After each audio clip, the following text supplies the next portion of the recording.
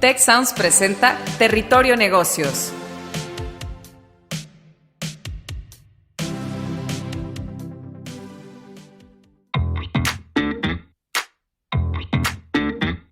Bienvenidos a Territorio Negocios de EGADE Business School y la Escuela de Negocios del Tecnológico de Monterrey. Mi nombre es Jaime Martínez y hoy seré su guía por este espacio.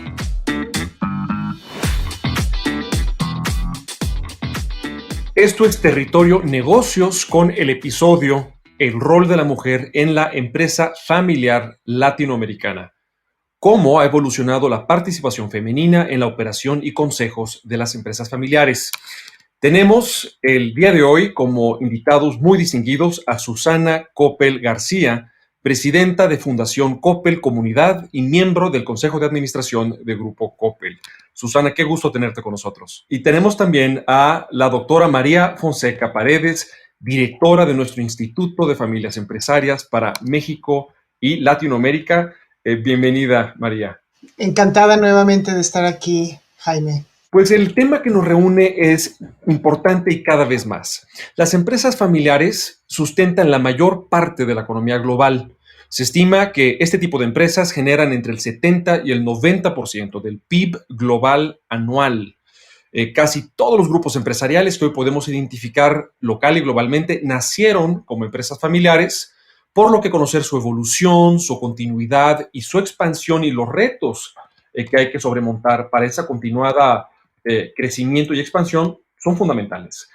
La empresa familiar, y me gusta esta definición, es un sistema social complejo que lo define por un lado el control que ejerce la familia, es decir, el ejercicio de la propiedad que tiene la familia sobre la empresa por sí misma, pero también los individuos que integran a la familia y que pueden tener o no diferentes participaciones en esa organización empresarial. Además de conocer más en profundidad en la conversación de hoy qué es una empresa familiar, hoy queremos abordar una realidad indiscutible, que es la cada vez más generalizada, más profunda participación de la mujer en estas actividades remuneradas empresariales y el vínculo de eso, por supuesto, con la importancia de la empresa familiar en Latinoamérica. Entonces, después de este preámbulo muy académico, quisiera comenzar con una pregunta para Susana, si me lo permites, y es la siguiente. La mujer desempeña un papel fundamental en las empresas familiares, aunque también podríamos decir que enfrenta a la mujer mayores retos en tanto que tiene ese creciente rol empresarial y laboral, pero al mismo tiempo suele enfrentar una carga a veces desmesurada o desproporcional en cuanto al cuidado de los hijos y de las faenas y necesidades del hogar. Entonces, Susana, platícanos un poco desde tu trayectoria profesional, cómo tú has vivido este tema y ser también parte de la tercera generación de una empresa familiar. Entonces, adelante, Susana, si nos puedes platicar de este tema. ¿Cómo ha sido mi trayectoria? Yo creo que me ha tocado ir aprendiendo y madurando. Yo creo que cuando me gradué del TEC en el 2005 de administración de empresas, sabía que me gustaban los negocios, o sea, el TEC me inspiró, o sea, me gustó el espacio de negocios, o sea, tenía una trayectoria mi familia, pues ya de una empresa que estaba creciendo, mis tíos muy involucrados, y entonces ya había como que de la parte familiar venía ya como con un legado. De la parte personal y, o sea, y aparte ya como mi desarrollo en el TEC y estudiando administración de empresas, dije, bueno, me gusta esto, me gustan las empresas, quiero involucrarme y empecé un entrenamiento que hacen todos los que trabajamos dentro de Coppel y que realmente al final es una maestría en retail, en atención a cliente, en ventas, hasta en logística y recursos humanos. O sea, es un recorrido muy completo de un año. Y eso me sirvió para enamorarme más del negocio familiar y para también darme cuenta qué era lo que me gustaba a mí, ¿no? Entonces, en esta etapa de autoconocimiento y de autodescubrimiento, que yo creo es de lo más importante que tenemos que hacer como personas, ¿no? Ir encontrando eso que nos mueve, que nos gusta para vivir una vida más feliz, ¿no? Y entonces en ese camino es como encontré o sea, un amor por la empresa familiar, o sea, un legado y como que qué era lo que yo quería hacer, qué era lo que me gustaba a mí. Y empecé a pensar en si quería estudiar una maestría o no y qué quería hacer. Y entonces encontré la maestría en desarrollo organizacional y me llamó mucho la atención la parte, que es la parte humana dentro de las estructuras organizacionales, ¿no? Cómo transformas una organización y a las personas que están dentro. Entonces, no nada más es ¿cómo se dice? Como un arquitecto, poner un ladrillo arriba de otro o hacer una estructura, sino mover a personas. Tú puedes mover en el Excel el organigrama, pero si no desarrollas a las personas y los preparas para el cambio, es muy difícil que funcione, ¿no? Y entonces me enamoré del desarrollo organizacional y me empecé a involucrar en eso. Terminé mi maestría, me empecé a involucrar en temas de recursos humanos, me volví consultora interna de desarrollo organizacional. Entonces siempre he trabajado con quien sea el director de recursos humanos y el equipo administrativo, con los equipos de estrategia, ¿no? Para poder apoyar y acompañar a estos líderes en el desarrollo del talento y en las transformaciones culturales que tienen que hacer. Como mujer, ¿qué te puedo decir? Pues si vives en un mundo de hombres.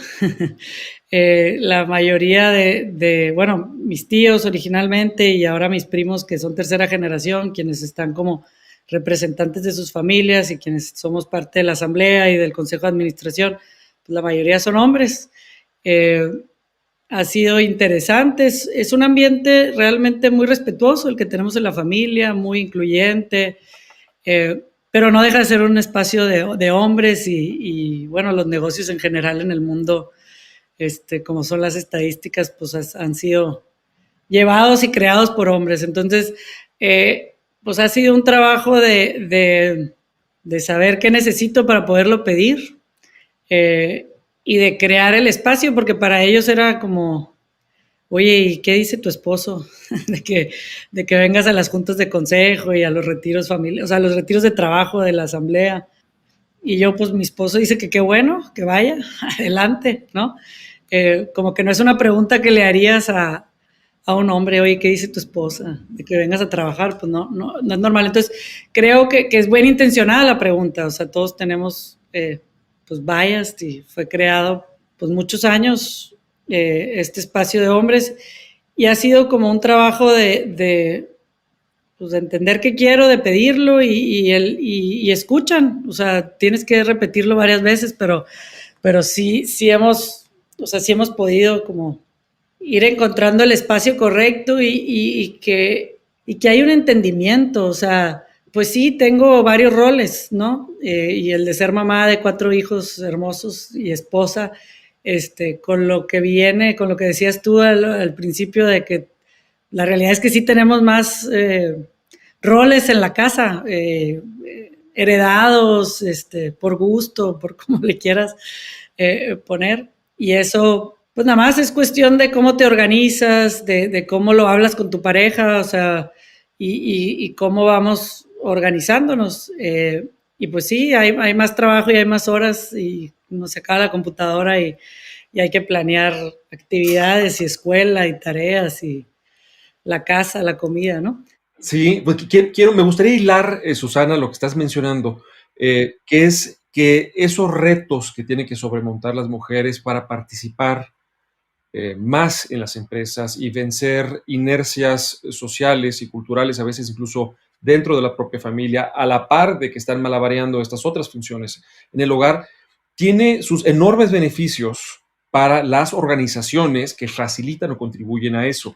Y eso conecta con mi siguiente pregunta, donde quisiera escuchar tu opinión, María, y también posteriormente tu opinión, Susana, y es la siguiente, y es que de acuerdo con estudios de la Organización Internacional del Trabajo, 3 de cada 4 empresas que cuentan con mujeres en posiciones de alta dirección han tenido o han visto un incremento en su rentabilidad de un 50 a un 20%, lo cual es un salto dramático.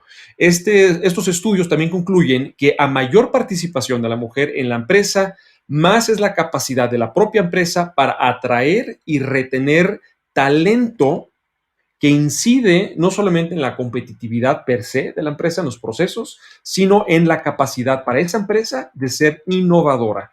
Entonces, estamos hablando de muchos posibles beneficios. Entonces, María, ¿qué impacto consideras que ha tenido esta participación de la mujer en los puestos tradicionalmente ocupados por hombres? Ese impacto en el desempeño empresarial, ¿es algo que tú desde nuestro Instituto para las Familias Empresarias has podido ver? ¿Te hace sentido? ¿Crees que hay condicionantes quizás de esto? Y si crees que en este posible efecto positivo de las mujeres en los puestos directivos, también hay algo que decir con respecto a las nuevas generaciones y el impacto pues de la generación, por supuesto, la milenial, pero tienes la X, tienes la Z actualmente, que está egresando ya de la universidad e incursionando en el mercado laboral. Muchas gracias, sobre todo escuchando y recordando el camino que nos comparte Susana. Comienza con un autodescubrimiento y un autoconocimiento, y creo que eso es la primer condición que va detonando una serie de competencias que se van desarrollando desde que somos pequeñas, o a lo largo de nuestra historia, y creo que Susana es un vivo ejemplo de ello cuando lo platica de una manera tan generosa y tan coloquial, pero al mismo tiempo tan profunda, creo yo, y es el reflejo de lo que en el mundo de las empresas en lo general se demuestra año con año de los resultados, no solamente de desempeño corporativo, sino de cultura y de los mejores lugares para trabajar, de las decisiones incluyentes, de ambientes más innovadores por la diversidad que se brinda al tener, como bien decía Susana, en un mundo de hombres, llegar con una mentalidad o con mapas mentales o paradigmas que agregan valor. Esto definitivamente se muestra en múltiples estudios, como tú lo acabas de compartir, y decía que no puedo estar más de acuerdo en un detonador como es todo lo que te obliga cuando se pone uno frente al espejo a tratar de reconocerse, de conocerse y de autodirigirse en diferentes roles. Entonces, yo escuchando a Susana veía al final, pues es la mujer dentro de sus múltiples competencias, está justo el ser multifacética. Y multifacética, flexible para ser capaz de aceptar una realidad, de reconocerse en perspectiva con esa realidad y de además tener una propuesta de valor para ese entorno. Es decir, yo cuando escucho el descubrir qué necesito para saber qué pedir, ya estoy hablando de una inteligencia emocional que va más allá de todas las habilidades profesionales que adquirimos al ir a la universidad, al estudiar maestría, doctorados y cualquier otro estudio formal. Y eso te lo da, ya si lo transfiero a un entorno de familia empresaria, el estar viviendo los valores en casa y más allá de casa, con las relaciones con los hermanos, con los primos. Ella habló de 3 roles y yo puse 1 cuarto porque ella también es hija, ¿no? O sea, parte de sus roles pues también está eso, ¿no? O sea, de una hija responsable, somos hijas responsables, que ponemos cuidado en la trayectoria, en la historia, en lo que han hecho los que nos han antecedido y a lo que queremos contribuir, porque justamente ahí hay un deseo natural de contribución, insisto, hacia la persona misma, de quién soy yo y cómo me voy descubriendo y voy incorporando esos conocimientos míos, pero también hacia la dinámica que tengo en la familia, en el caso de Susana, de su familia nuclear, pero también de la que viene ella y a la que extiende ella, ¿no? A la par de esa muy detallada y profunda respuesta, María, me encantaría, Susana, que nos compartieras si desde tu rol como integrante del Consejo de Administración del Grupo Coppel has percibido que conforme las organizaciones, y el caso concreto de Coppel, a esa diversidad, a esa mayor inclusión del talento de las mujeres, has visto repercusiones positivas también en mayor capacidad de innovación, de motivación de la gente, quizás de más lealtad y permanencia de la gente en la organización, u otros beneficios que tú quizás hayas identificado. No sé si nos pudieras platicar un poco sobre eso. Yo creo que ahorita hay cada vez más estudios ya con longitudinal y ya reales de que comprueban que tener mayor diversidad en cualquier espacio de trabajo te rinde más. O sea, hay dinero en tu bolsillo, hay mayor dinero en tu bolsillo y hay estudio tras estudio, Harvard Business Review y te vas en varios que creo que vale la pena luego enviarlos y quotearlos correctamente, pero que hay mayor rendimiento, mayor dinero en el bolsillo del inversionista. Y eso, bueno, nos debería inspirar, ¿no? A todos a empujar más para tener mayor diversidad, porque necesitamos diversidad de opinión, de pensamiento, de educación, de especialización. O sea, claramente tener un equipo con diversidad, tienes un equipo de mayor alto rendimiento, de mejor desempeño, ¿no? Y es cierto, nosotros en Coppel hemos tratado de hablar de un liderazgo complementario.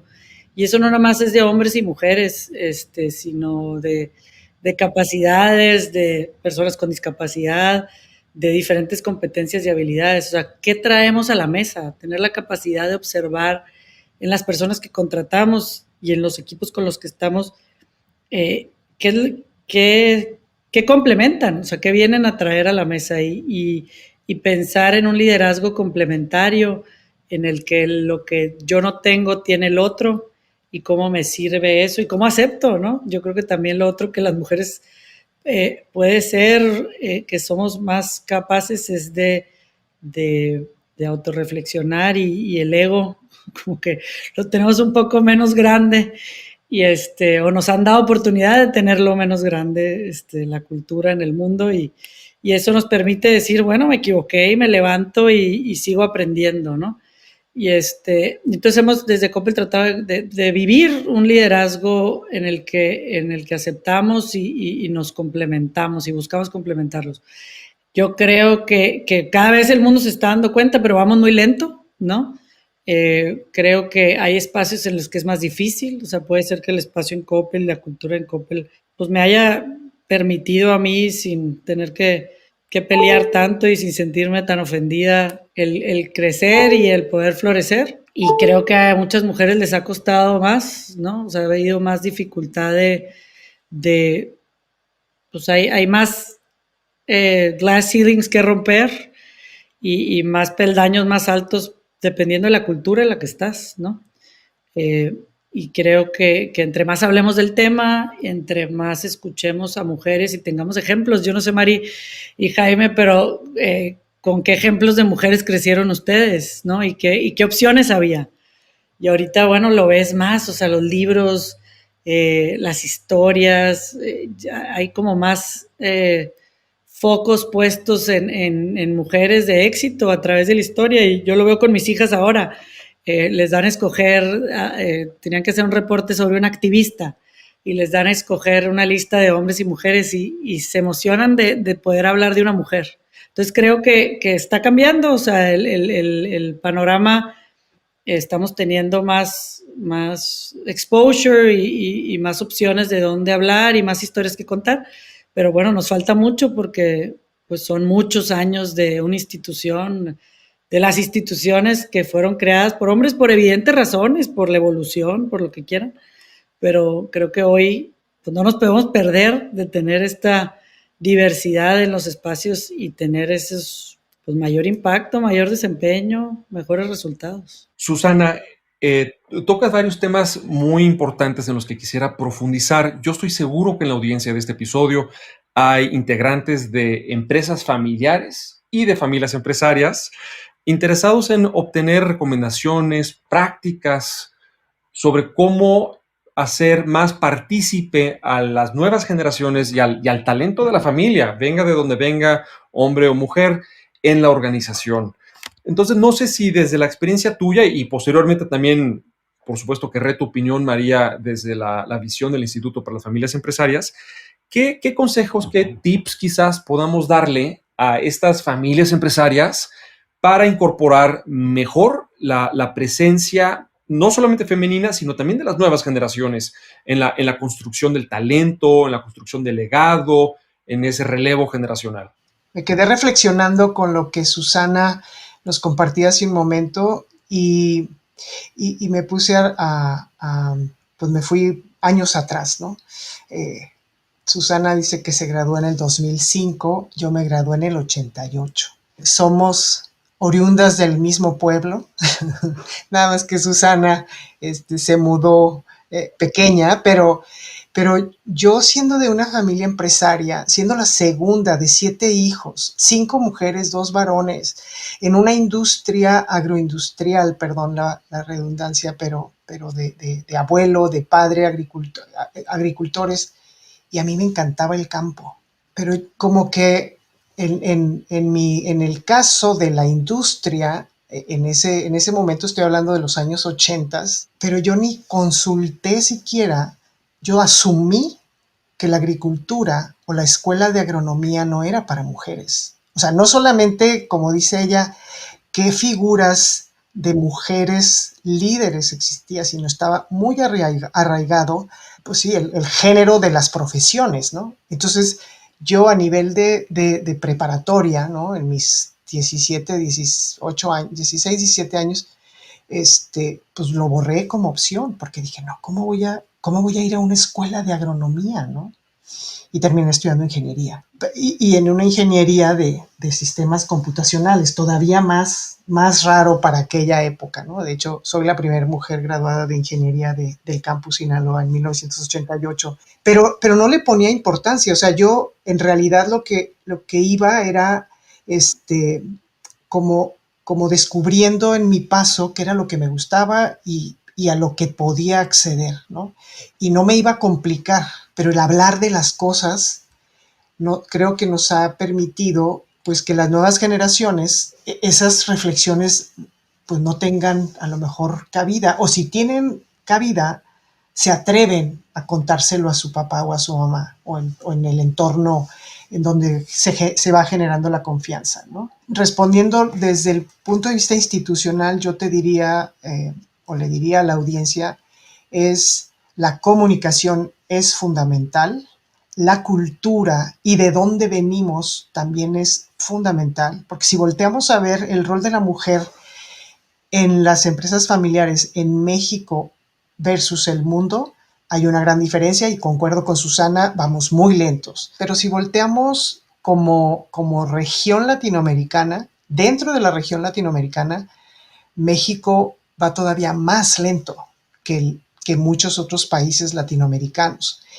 Conversando con algunos colegas en este tema, decía, bueno, ¿será que yo tengo una visión, una percepción errónea de lo que justifica cuando veo los datos desagregados en Latinoamérica? ¿Y qué quiero decir con esto? Hay un país en particular, Colombia, a mí siempre me ha causado pues admiración de ver que cuando hay actividades hay una representación, pero de manera natural, no señalada, sino natural de la mujer. Y lo he venido observando en los últimos 15 años.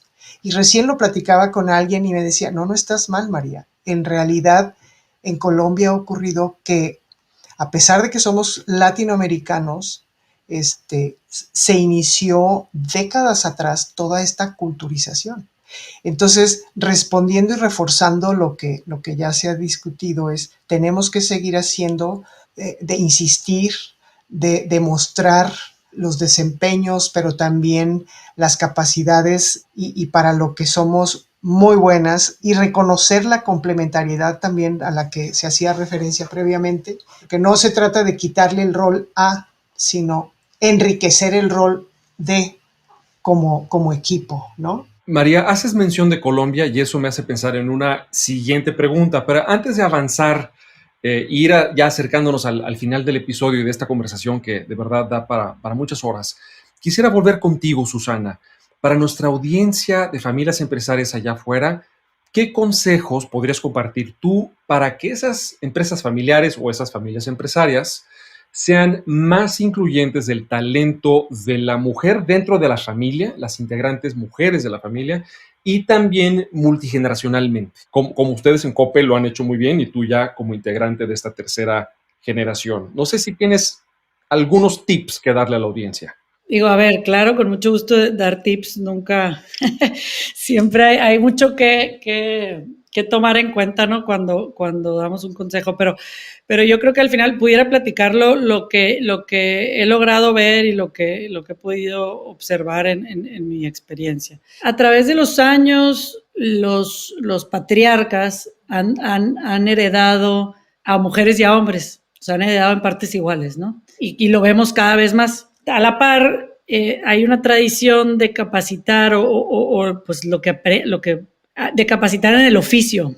Pues es el fundador, es el que acaba de hacer el negocio y pues lo que sabe es el oficio, más que tener socios y tener accionistas y crecer pues sabe la agricultura o conoce pues el tener una tienda y vender o sabe dar crédito, o sea, depende de qué se dedicó el patriarca, ¿no?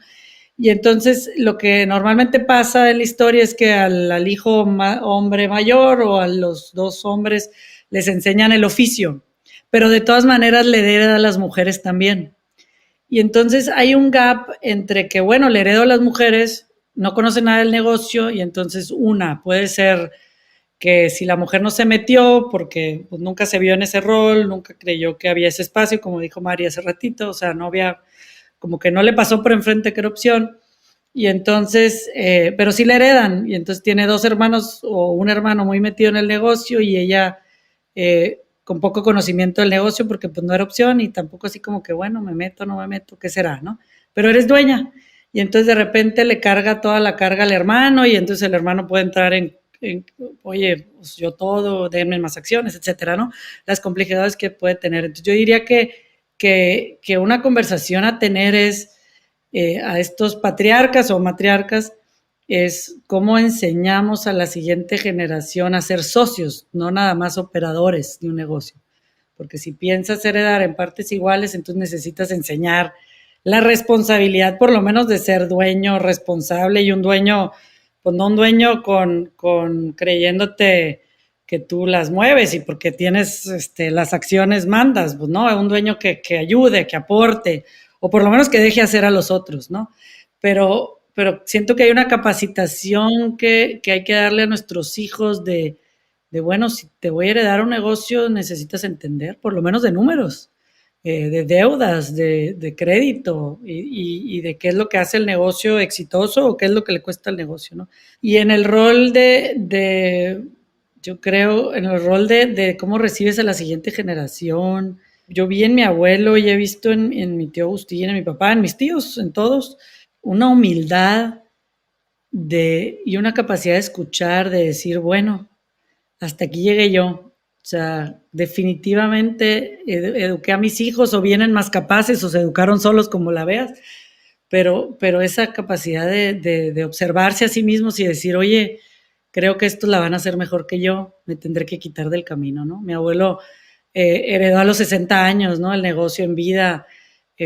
Mis tíos, mi papá me entregó su asiento en el consejo el año pasado y está joven y tiene toda la capacidad, pero pues, se dieron cuenta que bueno, algo traemos nosotros de la formación y algo sabemos más del mundo actual que podemos ayudar y pues bueno, no se van, ¿no? Y no definen su ego y su lugar en el mundo por su rol en la empresa. Es muy inspirador el ejemplo que nos detallas, vivido por tu familia y por ti, y me hace pensar eso en el programa de formación de consejeros que tenemos en EGADE, donde una de las prácticas, de las muchas que se discuten en el programa, es la opción de que las empresas familiares generen una especie de consejo junior, donde puedan ir participando también los otros miembros de la familia desde que son más jóvenes y tal vez un poco más inexpertos, pero ahí ya discutiendo ciertos temas que se les van asignando para ir pues,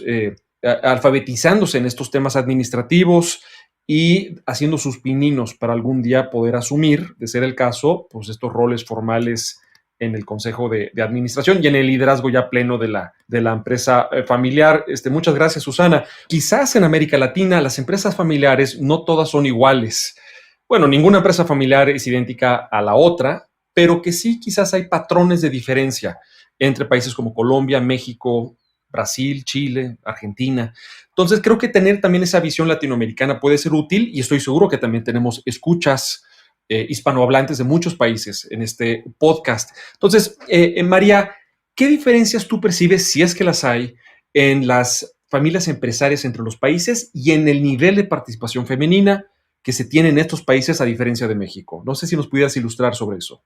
Claro, en aras de no extenderme mucho, yo te diría, me quedaría con una que para mí es muy, no sé qué tan evidente, pero si nos gusta las diferencias culturales, podemos hilvanar ahí en mayor detalle, pero es esto de cómo es que llegaron, cuál es la influencia de las diferentes civilizaciones en cada uno de estos países. Y creo que eso le da, a pesar de que somos América Latina, nos da diferencias a Brasil. Por ejemplo, yo observo, en Brasil hay menor participación de mujeres en los consejos, por ejemplo, en las empresas familiares. Y dices, bueno, ¿qué mezclas de culturas o qué mezclas de migrantes llegaron a esos países o a esas regiones de todo el continente cuando estás hablando a lo mejor de una civilización o de una cultura muy apegada a la religiosidad o menos religiosa, como pueden ser estas culturas de origen anglosajón? Entonces, la diversidad de estas culturas en cada una de nuestras economías latinoamericanas nos hace diferentes, a pesar de tener un mismo idioma en la mayoría de los casos. El factor cultural es muy, de mucho peso. En todos los casos tenemos grandes oportunidades, hay factores políticos, por supuesto, pero pues, ¿quién no lo tiene, no? Hasta nuestro vecino del norte lo ha sufrido recientemente. Entonces, hay mucho por hacer y descubrir estas diferencias. Si nos permite actuar en consecuencia, pues nos ayudará a meterle ese acelerador a lo que nos podría dar el factor o componente familiar en estos grandes motores del desarrollo que son las empresas familiares. Entonces, sí, definitivamente hay diferencias notorias a sacar provecho.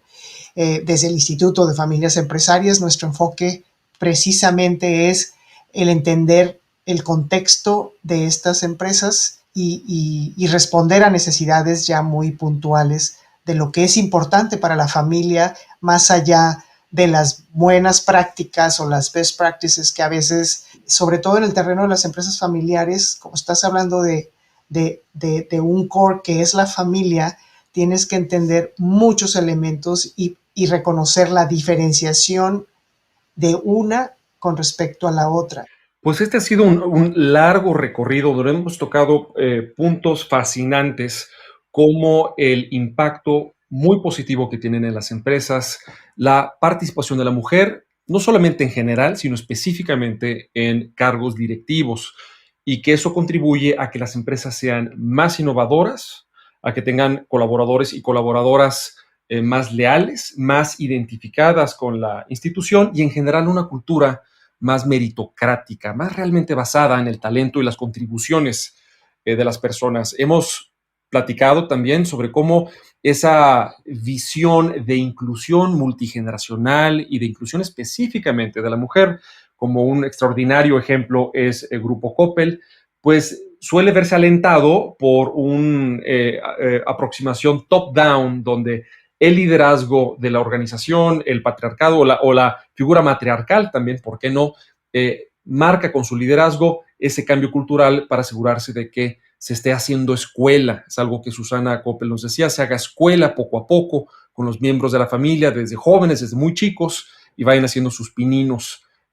Y que, bueno, quienes así lo desean, no, tampoco es obligatorio para todos, puedan ir formalizando y robusteciendo su participación en el timón de la empresa. Y cerramos, pues, por supuesto, reconociendo que toda empresa familiar es una constelación única e irrepetible de muchos factores. No hay necesariamente aproximaciones de horma de galletas, pues, para este tema tan sofisticado, pero sin duda hay muchas lecciones y nuestro Instituto para las Familias Empresarias de México y América Latina se dedica precisamente a eso, a destilar qué es lo que todas las familias empresarias allá afuera, a pesar de sus diferencias, pueden incorporar para potenciar y volver más longeva su trayectoria.